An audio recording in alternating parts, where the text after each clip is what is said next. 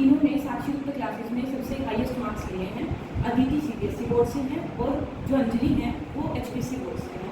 तो आज हम इन दोनों से बात करेंगे कि इन्होंने किन किन स्ट्रेटजीज का यूज़ किया और इतने अच्छे मार्क्स अर्न किए। तो सबसे पहले हम बात करेंगे अदिति से।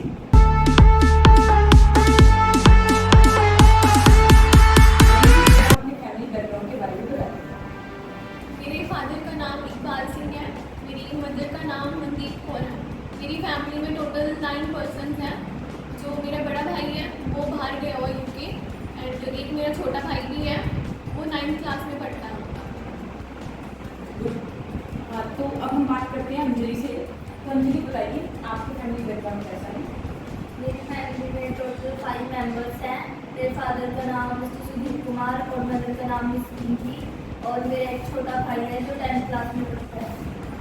आपको एक बात और बताती हूँ कि जो अंजलि है, अंजलि के 99 मार्क्स आए हैं अकाउंट्स में और बिजनेस स्टडीज़ में आए हैं 91 मार्क्स, और अदिति के मैथ्स में 84 मार्क्स आए हैं।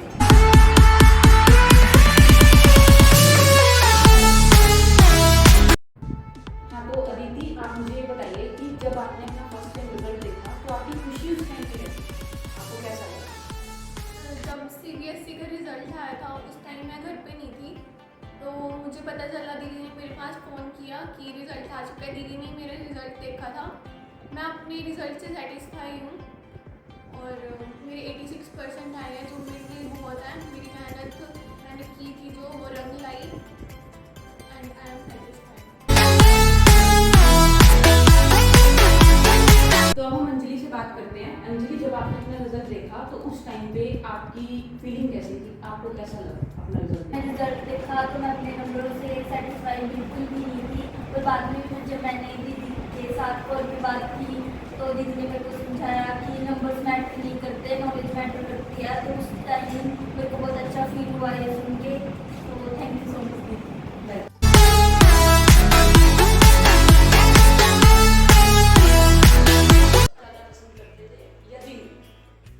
ऐसे तो मैं रात में पढ़ना ज़्यादा प्रेफर करती हूँ, लेकिन वैसे मैं रैंडमली कभी भी पढ़ लेती थी, क्योंकि सुबह मेरे से उठा नहीं जाता था। तो मैं कभी कभार रात में पढ़ती थी और कभी कभार दिन में पढ़ लेती थी स्कूल से आने के बाद। और ट्यूशन तो मैं करती थी, ट्यूशन जाती थी दीदी के पास ही। तो वहाँ पे मैंने 2 सब्जेक्ट की ट्यूशन ले रही थी मैं। तो अकाउंट्स और मैथ्स मैंने वहाँ से किया अपना, और बाकी मैंने खुद पढ़ा। ठीक है अंजलि, आप बताइए कि आप दिन में या रात में किस टाइम को आप प्रेफर करेंगे? मैं रात को पढ़ना प्रेफर करूँगी, क्योंकि उस टाइम बिल्कुल ही शांति होती है आपके घर में भी और आपके सराउंडिंग्स में भी। उस टाइम ज़्यादा कंसंट्रेट कर सकते हो आप अपनी स्टडी में। तो आपको क्या पता लगा कि ये पर्सन टू पर्सन डिफर करता है कि कुछ बच्चे रात को पढ़ना ज़्यादा पसंद करते हैं, कुछ दिन में?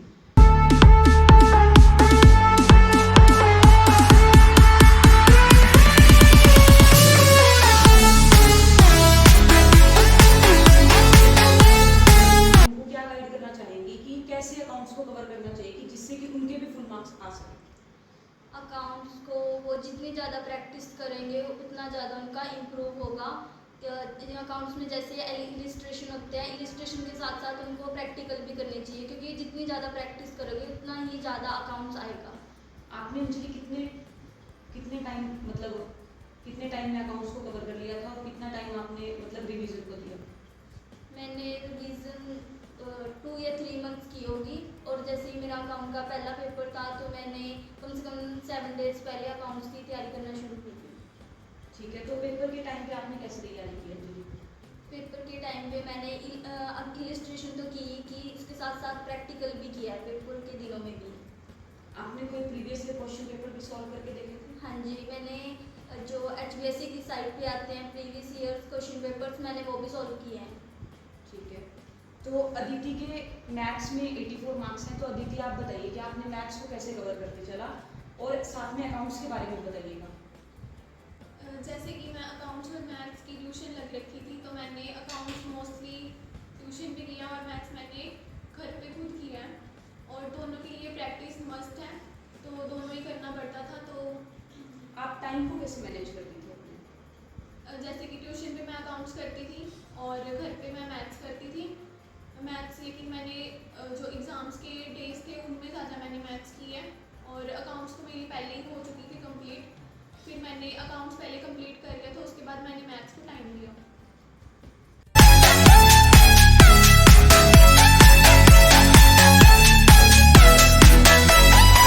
करने के लिए बैठे हो लेकिन आपका मैथ्स छूट जाता है, और कभी कभी आप मैथ्स करने बैठते हो तो आपका अकाउंट्स छूट जाता है, और जो दूसरे सब्जेक्ट्स हैं लाइक हिंदी, इंग्लिश, और कुछ बच्चों के पास फिजिकल होती है, तो आपने उनको उन सब्जेक्ट्स को कैसे कवर करा? ऐसा भी होता था क्योंकि या तो अकाउंट्स ही हो पाता था या मैथ्स ही हो पाता था, तो फिर मैथ्स में मोस्टली ना ऐसा करती थी कि स्कूल में कर लेती थी, जब भी फ्री पीरियड और मिलता था तो तब मैं मैथ्स कर लेती थी। और हिंदी, इंग्लिश वो भी मैं स्कूल में ही करती थी, जब टीचर पढ़ाता था उन्हीं के लेक्चर में हिंदी और इंग्लिश करती थी मैं। और फिजिकल एजुकेशन भी थी मेरे पास, वो भी मैंने तभी किया है स्कूल में। बाकी स्कूल जब एग्ज़ाम्स होते हैं, जैसे कि CBSE में तो प्री बोर्ड होते हैं, 2 बार हमारे प्री बोर्ड हुए थे, और यूनिट टेस्ट भी होते हैं, तो उनमें भी थोड़ा थोड़ा हो जाता है कवर।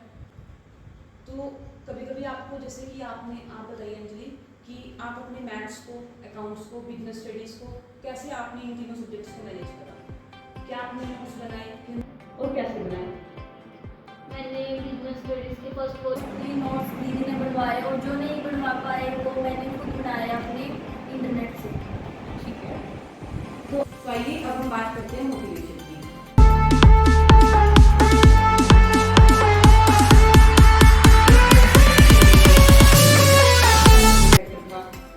वैसे तो दीदी ने भी बहुत मोटिवेट किया है जब भी मैं डीमोटिवेट होती थी, और बाकी ज़्यादातर मैं मोटिवेट ऐसे होती हूँ जैसे कि ना, मतलब पढ़ाई को कुछ देर के लिए छोड़ के, या तो 1-2 दिन के लिए छोड़ के इन्वायरमेंट के साथ रहना और खुद अकेले रहना, तो मैं मोटिवेट हो जाती हूँ।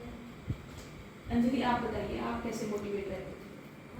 मेरे को ज़्यादातर दीदी ने मोटिवेट किया है, क्योंकि हम ज़्यादातर अपना टाइम मैंने स्कूल के बाद ट्यूशन पे ही स्पेंड किया है, तो अगर मैं कभी कभी डीमोटिवेट फील करती भी थी तो दीदी मेरे को मोटिवेट किया करती थी। ठीक है,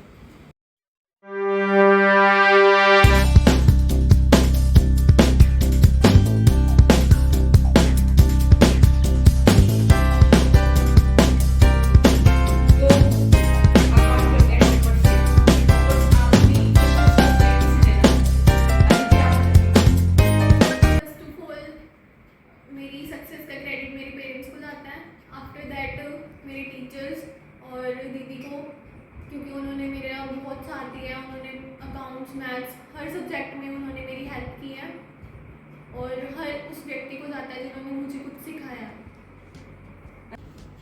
अंजलि आप बताइए, आप अपनी इस सक्सेस का श्रेय किसे देना चाहती हैं?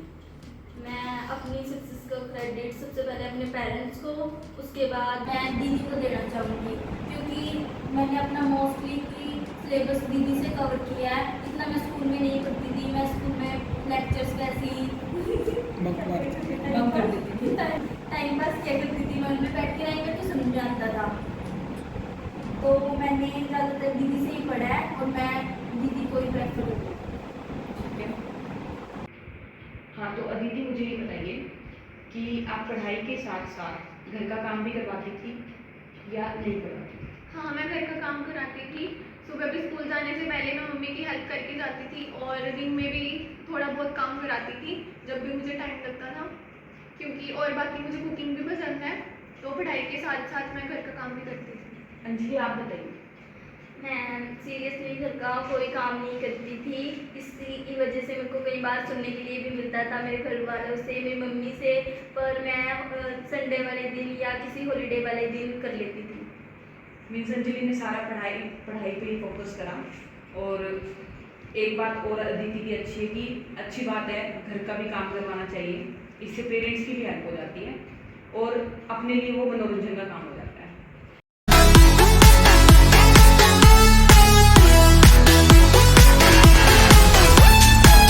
आने वाली जो हमारी फ्यूचर जनरेशन है उनको कैसे गाइड करना चाहेंगे कि कैसे हमें पढ़ना चाहिए, टाइम टेबल बना के पढ़ना चाहिए या सिंपल पढ़ना चाहिए, कितना टाइम हमें डेली डिवोट करना चाहिए अपनी स्टडी को? पहली बात तो इस डेवलपिंग वर्ल्ड में हमें हार्ड वर्क की जगह स्मार्ट वर्क करना चाहिए, और हर सब्जेक्ट को टाइम देना चाहिए। जैसे कि मोस्टली जो मेन सब्जेक्ट हैं उनको 1 घंटा कम से कम दो, और जैसे कि हिंदी, इंग्लिश है उनको आधा घंटा तो डेली बेसिस पे दो। और ऐसे बैठे रहने से कुछ नहीं होगा, हमें मेहनत करनी पड़ेगी, तभी जाके हमें सक्सेस मिलेगी, और आगे जाके और भी कंपटीशन होने वाला है, आज सोचेंगे कि हाँ कल कर लेंगे तो वो कल कभी नहीं आती। तो हमें आज से ही पढ़ना स्टार्ट करना पड़ेगा। अभी मेरी जस्ट 12th हुई है, तो अभी मैंने भी अभी अपना सक्सेस को अचीव करना है। अभी मेरी लाइफ में भी बहुत हर्डल्स आएंगी, मुझे पता है, और मैं अपनी मेहनत को बंद नहीं कर सकती। अंजलि, मुझे ये बताइए कि आप हमारे जो आने वाले बोर्ड के स्टूडेंट्स हैं उन्हें कैसे गाइड करना चाहोगे कि कैसे हमें स्टडी करनी चाहिए और कैसे नहीं करनी चाहिए? मैं सभी बच्चों को कहना चाहूँगी कि उनको अपने हर सब्जेक्ट को कम से कम 1 घंटा तो देना ही चाहिए, और जो प्रैक्टिकल सब्जेक्ट है उनको कम से कम 2 घंटे देने चाहिए, क्योंकि उसमें ज़्यादा वो प्रैक्टिस मांगते हो, और जितनी ज़्यादा आप उन सब्जेक्ट्स की प्रैक्टिस करोगे वो इतना ही इम्प्रूव होंगे। और ये नहीं कि आपने 1 दिन पढ़ लिया, 2 दिन पढ़ लिया, आपको वो रेगुलर बेसिस पे पढ़नी ही पड़ेगी। मीन्स आपको क्या पता चला कि कंसिस्टेंसी मैटर करती है, कि ऐसा नहीं है कि आपने एक दिन तो पढ़ाई कर ली, अगले दिन नहीं करी, तो ऐसे ही आपने 10 दिन पढ़ाई कर ली फिर आगे 10 दिन नहीं करी। नहीं, आप चाहे 1 घंटा पढ़ो या 2 घंटे पढ़ो, लेकिन डेली पढ़ो, कंसिस्टेंसी के साथ पढ़ो, तभी आपको लॉन्ग रन में फायदा होगा और सक्सेस मिलेगी। तो आपका गोल क्या है, मेन क्या है?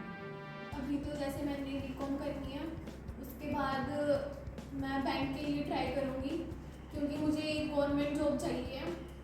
और बाकी उसके बाद तो देखो, अगर मिल गई तो ठीक है, नहीं फिर किसी और चीज़ के लिए ट्राई करूँगी। तो अंजलि से पूछते हैं। अंजलि, आप बताइए कि आपका फ्यूचर गोल क्या है, आप क्या करना चाहती हैं? मैं अभी बीकॉम में एडमिशन लूँगी, और उसके साथ साथ मैं एंट्रेंस एग्ज़ाम भरने वाली हूँ सीए का। अगर वो क्लियर हो गया, वैसे तो वो क्लियर हो जाएगा, अगर नहीं वो क्लियर होगा तो मैं आफ्टर बीकॉम दोबारा ट्राई करूँगी। तो अंजलि से हमें क्या सीखने को मिलता है कि आपको हमेशा पॉजिटिव रहना चाहिए लाइफ में, कभी भी नेगेटिव फील ना करें, क्योंकि अगर आप पॉजिटिव रहोगे तभी आपको लाइफ में सक्सेस मिलेगी। ठीक है, बातचीत को हम खत्म करते हैं अदिति और अंजलि के साथ जो हमने की, एक कोट के साथ। तो कोट कुछ इस प्रकार से है कि खुद पर विश्वास बनाए रखिए, डेडिकेशन और पेशेंस के साथ लगे रहिए। सक्सेस एक बार में नहीं मिलती, सक्सेस एक दिन जरूर मिलती है।